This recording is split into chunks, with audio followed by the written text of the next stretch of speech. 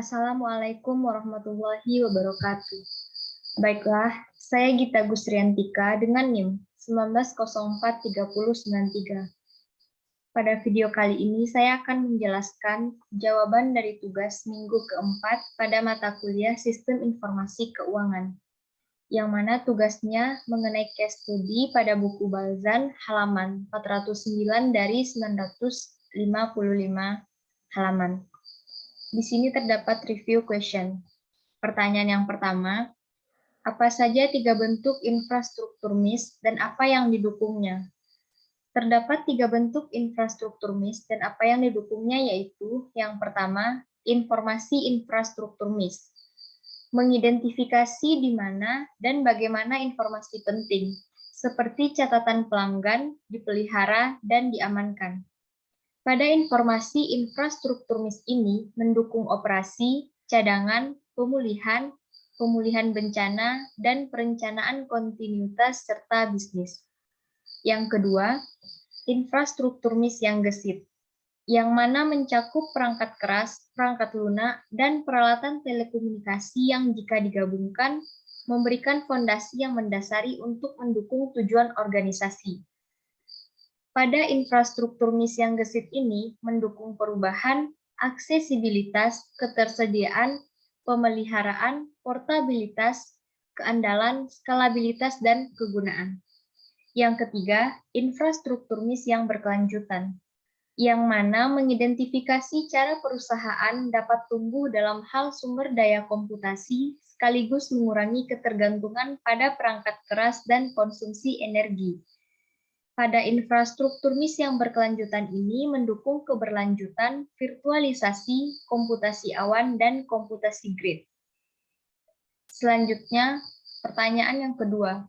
Sebutkan karakteristik infrastruktur MIS yang gesit dan jelaskan mengapa semuanya penting untuk mendukung perubahan. Nah, beberapa karakteristik infrastruktur MIS yang gesit yang pertama, aksesibilitas mengacu pada berbagai tingkat yang menentukan apa yang dapat diakses, dilihat, atau dilakukan pengguna saat mengoperasikan sistem.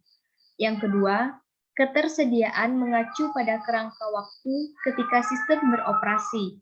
Yang ketiga, pemeliharaan atau fleksibilitas mengacu pada seberapa cepat suatu sistem dapat berubah untuk mendukung perubahan lingkungan. Pemeliharaan membantu mengukur seberapa cepat dan efektif suatu sistem dapat diubah atau diperbaiki setelah terjadi kegagalan. Selanjutnya, portabilitas mengacu pada kemampuan aplikasi untuk beroperasi pada perangkat atau platform perangkat lunak yang berbeda, seperti sistem operasi yang berbeda. Yang kelima, keandalan atau akurasi, yang mana memastikan bahwa sistem berfungsi dengan benar dan memberikan informasi yang akurat.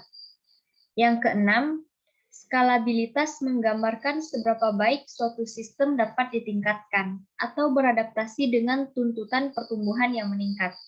Yang terakhir, kegunaan adalah sejauh mana suatu sistem mudah dipelajari dan efisien serta memuaskan untuk digunakan. Dari penjelasan karakteristik di atas dapat kita simpulkan bahwa karakteristik infrastruktur MIS yang gesit terdiri atas aksesibilitas, ketersediaan, pemeliharaan, portabilitas, keandalan, skalabilitas, dan kebergunaan. Semua karakteristik infrastruktur MIS yang gesit penting untuk mendukung perubahan. Hal ini dikarenakan dapat membantu memastikan bahwa sistem dapat memenuhi dan bekerja di bawah perubahan yang tidak terduga atau tidak direncanakan. Selanjutnya pertanyaan yang ketiga. Jelaskan mengapa e-bisnis berkontribusi pada 3 tekanan yang mendorong infrastruktur MIS yang berkelanjutan. E-bisnis berkontribusi pada 3 tekanan yang mendorong infrastruktur MIS yang berkelanjutan ini dikarenakan e-bisnis terus berkembang, sehingga perusahaan melengkapi karyawan mereka dengan berbagai bentuk perangkat elektronik mulai dari komputer, laptop, ponsel, hingga iPad. Hal ini bagus untuk mendukung perusahaan, namun juga menyebabkan efek samping yang tidak diinginkan seperti meningkatnya limbah elektronik, karena pembuangan atas peralatan komputasi yang telah rusak. meningkatnya jumlah energi yang dikonsumsi oleh proses dan sistem bisnis, serta terjadinya peningkatan emisi karbon yang disebabkan karbon dioksida dan karbon monoksida yang dihasilkan oleh proses dan sistem bisnis tidak berkurang.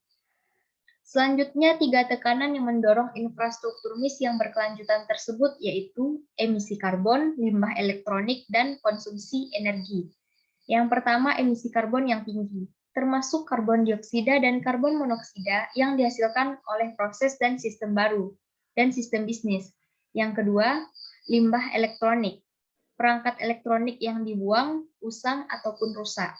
Yang ketiga, konsumsi energi, jumlah energi yang dikonsumsi oleh proses dan sistem bisnis. Nah, pertanyaan yang keempat, identifikasi manfaat dan tantangan komputasi awan. Di sini terdapat beberapa manfaat menggunakan komputasi awan. Yang pertama, akses internet lebih cepat, selanjutnya biaya lebih murah, ukuran perangkat yang lebih kecil, multi-tenancy dapat melayani banyak pelanggan di satu instansi, ketersediaan kapasitas penyimpanan yang tinggi untuk perusahaan, dan keandalan yang lebih besar. Sedangkan tantangan menggunakan komputasi awan adalah adanya ketergantungan terhadap perangkat tersebut. Selanjutnya, adanya ketergantungan pada bahan bakar fosil dan peningkatan kebutuhan akan keamanan pembuangan peralatan komputasi usang. Peralatan komputasi usang yang dibuang dapat berdampak pada lingkungan. Peralatan komputer mengandung zat beracun seperti merkuri, timbal, dan kadmium. Apabila peralatan komputasi ini dibuang pada tempat pembuangan sampah, maka zat beracun tersebut akan masuk ke dalam tanah dan juga akan berdampak buruk pada ekosistem dalam tanah. Nah, selanjutnya pada buku Loudon, halaman 237 dari 660 halaman. Terdapat discussion question 56 dan 57. Nah, yang pertama discussion question 56. Pertanyaannya, mengapa memilih perangkat keras dan perangkat lunak komputer untuk organisasi merupakan keputusan manajemen yang penting? Masalah manajemen, organisasi, dan teknologi apa yang harus dipertimbangkan ketika memilih perangkat keras dan perangkat lunak komputer? Baik, jawabannya, memilih perangkat keras dan perangkat lunak komputer untuk organisasi merupakan memilih perangkat keras dan perangkat lunak komputer untuk organisasi merupakan keputusan manajemen yang penting menjadi pertimbangan penting dan utama manajemen. Karena kedua peranti tersebut memiliki nilai strategis serta memiliki peranan sebagai sumber daya saing atau kompetensi utama suatu organisasi dalam menyongsong era informasi yang berkembang pesat saat ini. Perangkat keras dan lunak merupakan hal yang penting dalam melakukan pengumpulan data internal ataupun eksternal perusahaan secara sistem mengalami penyesuaian, seperti data penjualan perusahaan secara periodik, biaya harga, dan jumlah tenaga kerja dalam perusahaan. Dengan begitu, diharapkan dapat menghasilkan informasi yang valid serta tepat waktu dalam proses pengambilan keputusan oleh manajemen dan juga diharapkan dapat membantu menyatukan beberapa fungsi informasi bisnis yang sudah terkomputerisasi melalui basis dan sistem. Nah, selanjutnya, faktor manajemen, organisasi, dan teknologi yang harus dipertimbangkan ketika memilih perangkat keras dan perangkat lunak komputer dalam hal apabila perusahaan besar, perusahaan kecil dapat mengelola dengan spreadsheet sederhana, sebagian besar akan membutuhkan perangkat lunak yang lebih spesifik untuk mengelola perusahaan mereka. Dengan begitu, harus mempertimbangkan strategi bisnis mereka dan permintaan pasar untuk layanan bagaimana mereka akan mencapai tujuan, dan seberapa perlu berinvestasi dalam sistem informasi. Mereka juga harus mempertimbangkan departemen mana yang akan membutuhkan perangkat lunak jenis apa, dan apakah biayanya masuk akal, serta mereka juga harus mempertimbangkan perusahaan pesaing apabila pelanggan lebih memilih perusahaan lain karena layanan perangkat lunak tertentu yang digunakan perusahaan. Selanjutnya, soal yang kedua, haruskah organisasi menggunakan penyedia layanan perangkat lunak untuk semua kebutuhan perangkat lunak mereka? Mengapa atau mengapa tidak? Faktor manajemen, organisasi, dan teknologi apa yang harus dipertimbangkan ketika membuat keputusan ini? Setiap organisasi harus menggunakan penyedia layanan perangkat lunak untuk semua kebutuhan perangkat lunak. Hal ini karena dalam menjalankan dan melakukan seluruh aktivitas yang ada dalam organisasi harus memiliki penyedia layanan perangkat lunak untuk semua kebutuhan. Apabila salah satu organisasi tidak menggunakan penyedia layanan perangkat lunak, maka organisasi tersebut tidak berjalan dengan baik dan optimal. Organisasi pun harus mencari solusi yang mudah digunakan dan dikelola serta sesuai dengan persyaratan khusus mereka dan memungkinkan staf teknis memfokuskan upaya pada aktivitas bernilai tambah yang langsung berkontribusi pada pendapatan bersih.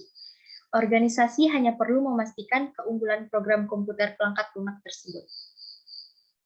Selanjutnya, faktor manajemen. Manajer harus dapat mengidentifikasi bagaimana kemampuan organisasi dalam mengoperasikan dan memiliki aset perangkat keras dan perangkat lunaknya sendiri, dan seperti penggunaan perangkat yang sesuai dengan tujuan perusahaan. Faktor organisasi. Organisasi harus memeriksa bagaimana menggunakan layanan akan berdampak pada budaya organisasi dan bagaimana menggunakan vendor luar memenuhi kebutuhan organisasi dan bisnis, serta dalam hal ini seperti kebutuhan karyawan. Selanjutnya, faktor teknologi, termasuk memeriksa seberapa baik penggunaan layanan sesuai dengan infrastruktur TI perusahaan, serta memeriksa kelayakan menggunakan penyedia layanan perangkat lunak untuk mengatasi masalah saat ini. Serta yang harus dipertimbangkan ketika membuat keputusan ini adalah mendapatkan perangkat lunak berkualitas tinggi. Dengan adanya perangkat lunak semacam ini, maka akan memastikan aliran sistem informasi yang lancar dan berkelanjutan. Baiklah, sekian penjelasan jawaban dari saya. Assalamualaikum warahmatullahi wabarakatuh.